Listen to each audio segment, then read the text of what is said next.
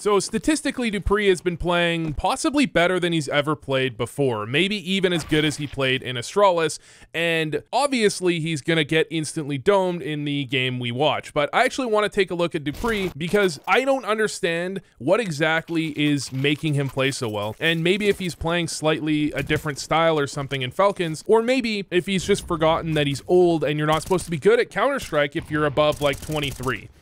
And I say that, but, you know, fun fact, Twists is 24, I think. Like, a lot of these players go pro at such a stupidly young age that in your mind, you're thinking like, damn, dude, Twist has been pro since like 2015. He's got to be like 30. And it's actually, he just went pro at like 15 years old. I don't know how old Dupreeh actually is, but, you might have just forgot he's not supposed to be good. I think he's like 30, right? Like Dupreeh's like old. For CS, you're not supposed to be good anymore. But yet Dupreeh is playing some of his best CS.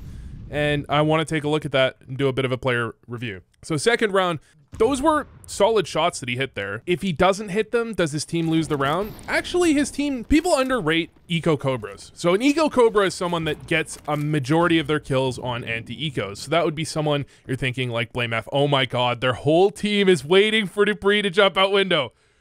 Oh, he's going to jump out window and get like 3 kills. This is like an Astralis stack. This is a legit an Astralis stack for him to jump out window. This is hilarious. Oh my, dude, I love this. I actually think one of the best moves, my preferred move would have been Liquid picking up Glaive. I feel like that would have been such a sick move, dude. Like, I am prime among people that think Glaive is not the GOAT IGL and Kerrigan is, but I don't think he's bad. I think Liquid currently would be an amazing roster for him to join. But either way, that was a really funny setup. Eco Cobras they don't get enough credit. Because especially in CS2, your MR12, you need to be winning these rounds with 4 or 5 players alive. Having someone like Naf is really good at it. Dupreeh is, I mean, in this game so far, looks amazing at it. Having players that just consistently just knock them down when people come their way is amazing. Now, I'm not thinking like Blame F where you like, historically, when I did my research on it, Blame F literally would just run straight at them on anti-ecos. Like that's a little egregious, right? But being able to just shut them down whenever they come your way, I think is a big deal. But seeing he's got 6 kills already, none on pistol round. Maybe this is contributing to his stats. We'll see. But okay, he's just gonna run. Bruh, they must be faking B, right? They're faking B at this point. Yeah, there's the smoke.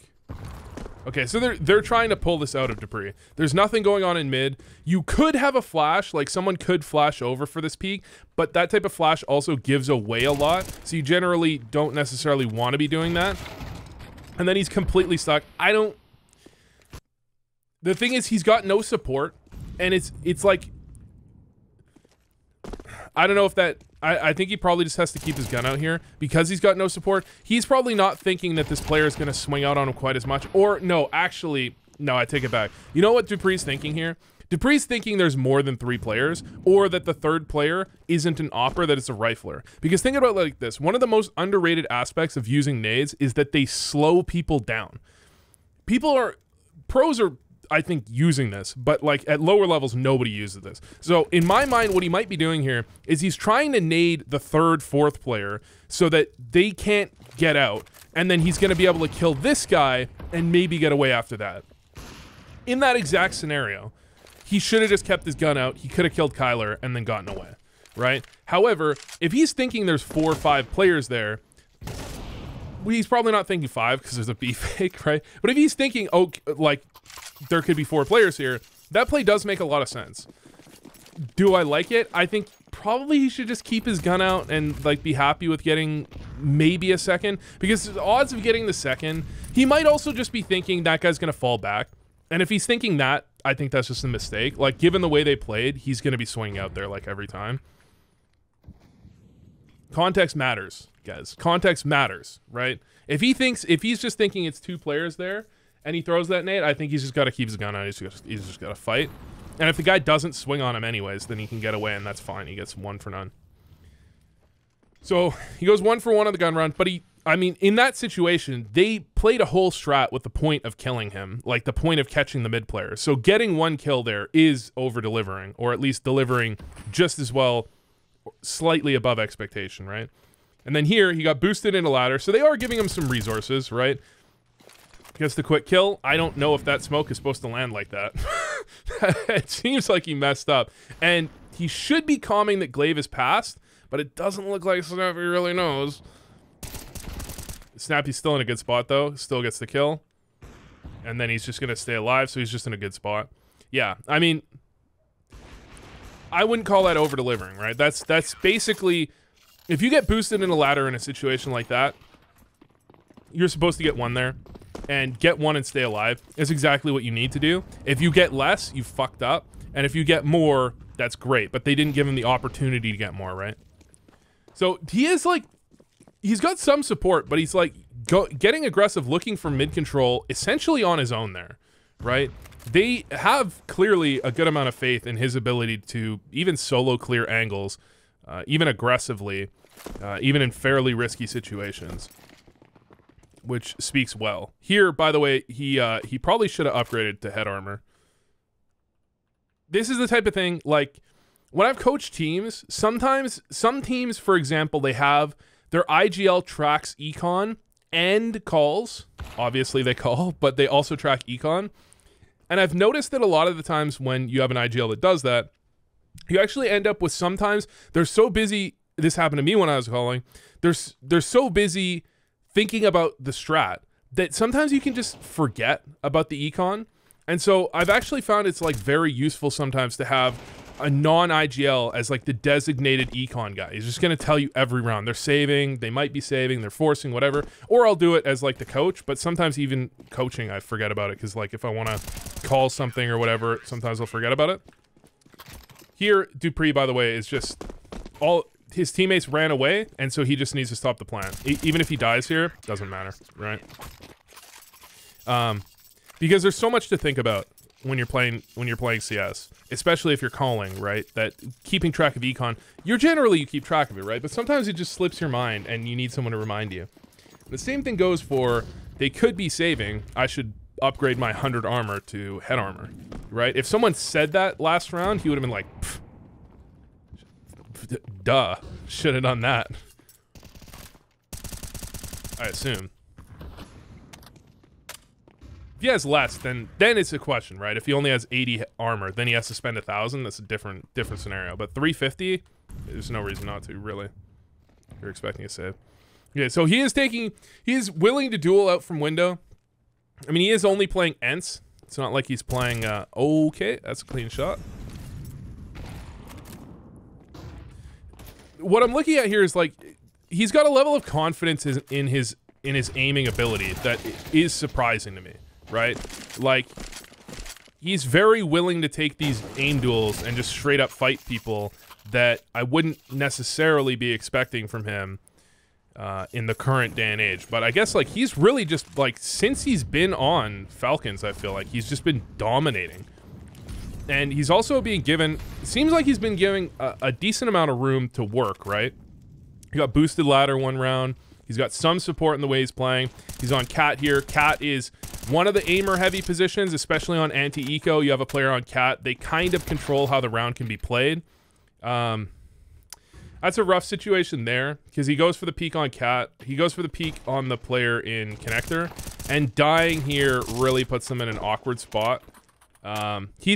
He doesn't realize the bomb is down, so he's like trying to duel people because you don't want to let them get into the site for free. Then it's awkward getting off of Cat, especially if you don't have jungle control, because you get off of Cat and then you have to re-clear jungle, or do you jump into window and it becomes this whole awkward situation. In that exact situation, if he realized the bomb was down, he probably would have just jiggled it a little bit. He probably wouldn't have played it quite like that. Alright, so this angle still works, but not in the same way, right? You're not one-waying over into underpass. You're now kind of like looking at it. You're using it as like kind of an angle to catch people running through on you.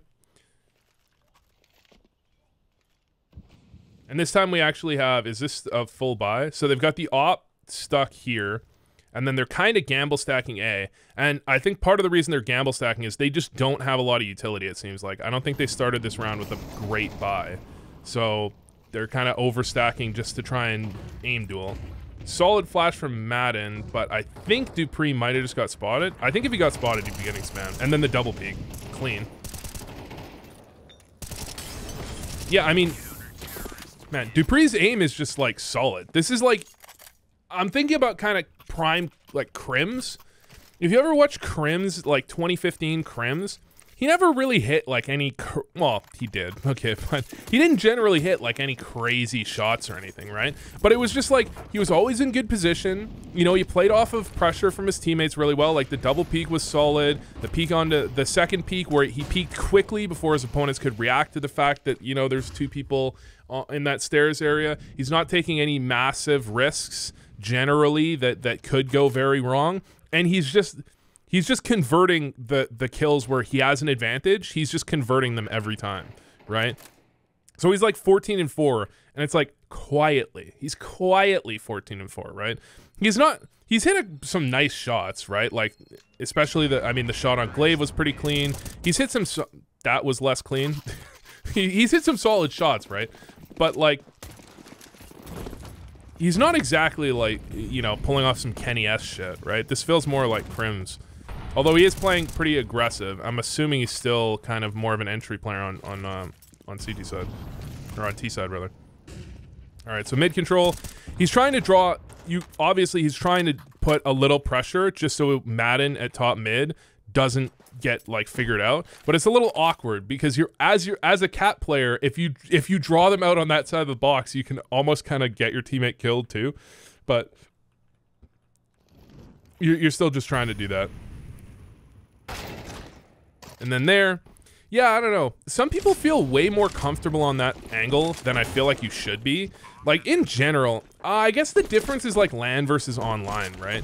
Like, online, I feel like you just almost always lose that unless you're peeking into them. So I hate when I see people, like, peek that and then hold it, because it just feels like you lose it every single time. But on LAN, I guess maybe you have a chance to win that. Here, I don't know. It looked like they were trying to do the fast boost. Now they're just stacking B. And, of course, this is the perfect round to be stacking B. I think Dupreeh just made noise falling back as if he was rotating, but he wasn't, which would be 300 IQ if it was intentional. But they might even not know he's here still, because I don't know if he was even close enough for them to hear him. It doesn't look like they really think that a third player started B. They think that a third player might have rotated B, right? So they're looking towards Cat for that rotate, but Dupreeh's already here. He gets the kill, gets away, he's got a teammate with him, and he's just laser beaming people, dog. He's just laser beaming these people. So really nice first kill. Then he's going to put a bit of pressure on SDY, get away to empty pillar. He's going to buy time for his teammate to get there, and then they're just going to be double peeking. He's kind of basically playing the bait. But, like, let's look at this from SDY's POV. Like, he just gets... I mean, there's an assist, so the question is how much damage did Magis do, right? But he just gets fucking laser beamed here, right? And that's 2 dinks from Dupreeh, dude. Dupreeh's just like, fucking bye. I'll see you later, buddy. And he doesn't even get the free kill on the Opera with 7 health. He doesn't even get that free kill. All he's got are hard kills, are the tough ones. You know what's tough? Okay, the best song ever made, I take that back. Okay, there might even be better songs. It's arguable, okay? My favorite song of all time is Mac Miller made a song called Donald Trump. And it's the best song ever, dude. But now, ever since Donald Trump got elected, and especially now, it's like, I play it. If I play it, and it's because my car's got Bluetooth, and I play it, and I'm like, play it with someone that, like, doesn't really know me that well, I feel like I'm making a political statement. And I'm just like, no, this is just like an amazing song. It's like fucking, on my Donald Trump shit, it's such a good fucking song, dude. Donald Trump even, like, even had a feud with Mac Miller, because Mac Miller said fuck Donald Trump, and then Donald Trump came out and he was like, he tried to get the song Donald Trump, like, removed. He tried to get it taken down and shit. And I'm like, no, you don't understand. It's just a good song. It's not like a political statement, man. I'm not trying to say anything. Even if I did like Donald Trump, I just like, I don't want the assumption, right? Like, bro, it's like my Kanye, my favorite sweatshirt, okay? favorite sweatshirt is it's a Kanye West sweatshirt. It's College Dropout. It's bootleg. Didn't give any money to fucking Kanye, bro. No, not intentionally. They just didn't sell it anymore, right? So it's a bootleg Kanye West sweatshirt with the little fucking teddy thing. It says the College Dropout. I literally had a 70-year-old doctor. I went to a clinic. The doctor was like, I really like that sweatshirt. Where'd you get it from? And I'm like, oh, it's a Kanye West album. It's my favorite Kanye West. Is it my favorite? It's one of my, it's possibly my favorite Kanye West album. Yeah, it's definitely College Dropout. Maybe. Listen, if your favorite Kanye West album is My Beautiful Dark Twisted Fantasy, you got some problems, all right? That's all I'm saying. But maybe Graduation is better. Anyways, then Kanye did all this weird shit, and he just started posting, like, and he got canceled and all this. And I'm like, dude, am I allowed to wear this out anymore? Is this, like, weird to wear? Is, like, am I allowed to? But oh, man. I gave that sweater... It's like a crew neck, right? Which just like crew necks, like that's my style, dude. Crew necks work well with me. I'm on the wrong fucking player. And it was just like, dude, stop, dude. Why? Why, man? Why do you have to ruin everything? Anyways, Donald Trump, Mac Miller, amazing song. And then you know who else has a great song is that the other dude, fuck, the guy that made the song called like ADHD or whatever. Joyner Lucas. He's got a song 17, used the same beat. It's a classic. Anyways, back on topic. Dupreeh. Okay. 17 kills so far. Yeah, right? Yeah, okay. Awkward timing. That is not an easy... oh, he does something. I think he does something I like here. Okay, let me check. Slow it down. Slow it down. Slow it down. No, slow down more. I don't have my slowdown key. My slowdown keys don't work. Fuck's sake. Okay. Okay. Okay. Okay. Is he doing it? Okay, swings out. Okay, yeah, you see that? Okay, you don't see it. Okay, so what is really good to do, just in general, if you're fighting pistols, especially pistols, close range, sometimes SMGs, but really more like pistols, spam AD as you're fighting them. And you're going to see he's doing it now, right now. He's spamming AD as he's doing it. And the point of that is that with pistols, really, if they don't hit you in the head, you're going to kill them, right? That's generally just how it's going to go. So your main goal needs to be to not get hit in the head, right? And so in order to accomplish that, a great way to do it is to just be a little more mobile. And if you spam AD fast enough, right, you're still 100% accurate, but your head is moving just a little bit.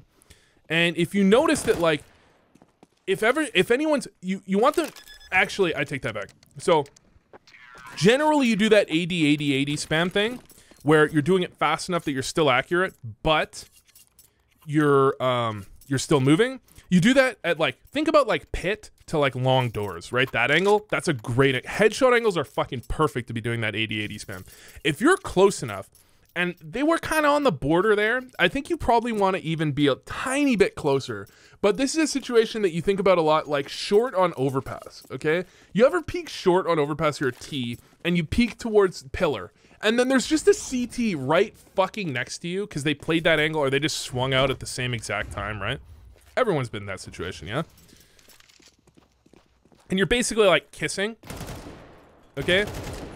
That is a perfect situation where you can just AD spam without worrying about accuracy. You're so fucking close, the accuracy doesn't really matter. You can be moving a lot because all you need to do at that range, he's got a fucking pistol. He's gonna be spamming for your head and you're like spamming for like the neck or whatever. You're like maybe hitting them in the body. The worst thing people always do, all the noobs do, they crouch. They're like, time to fucking crouch. I'm spraying, I must now crouch. Wrong. I'm spraying, he's right next to me, I must now move a lot because I don't want to get shot in the fucking head. Anyways, okay, this round. I mean, he's just playing USPs, trying to get some control, trying to figure out, you know, are they stacked here? They're playing 2 players in connector. You can play pretty aggressively when you've got 2 players there. It would have been nice if he had like a smoke to actually get away, because what could have really gone wrong if that nade didn't kill Kyler, like an easy way to have this round kind of go badly is if he just died, like his teammate died and he's already lit, so he dies. So generally, like when he gets hit to like 20 HP there or whatever he was at, he might like they might want to both disengage.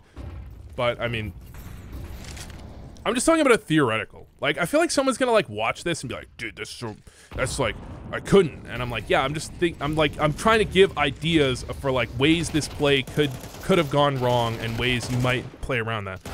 Man, his aim is just crispy, dog. Crispy. With aim like that, man, you want this guy trade fragging, 100%. You want someone else coming out first. Swing out. Snappy made contact. Quick trade. Madden trades on him. That's like textbook. That's textbook entering a side. Typically, well, textbook is you have that MAC-10 a little more aggressive.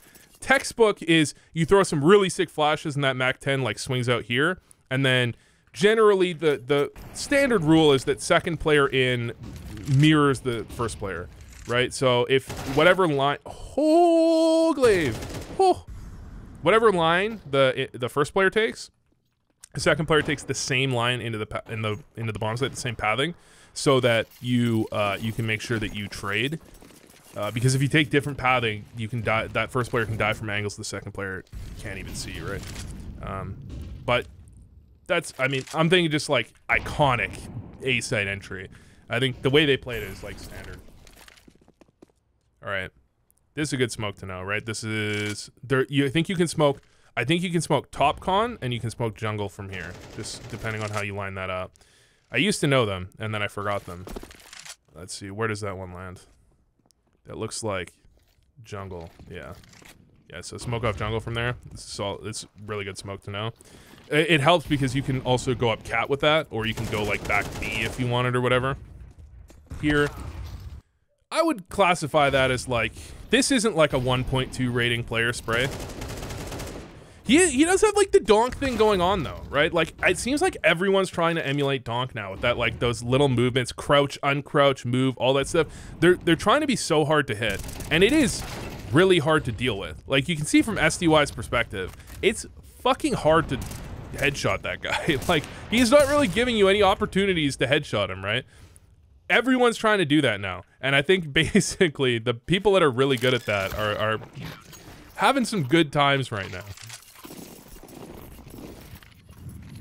All right, the B hit, Snappy wants the lead.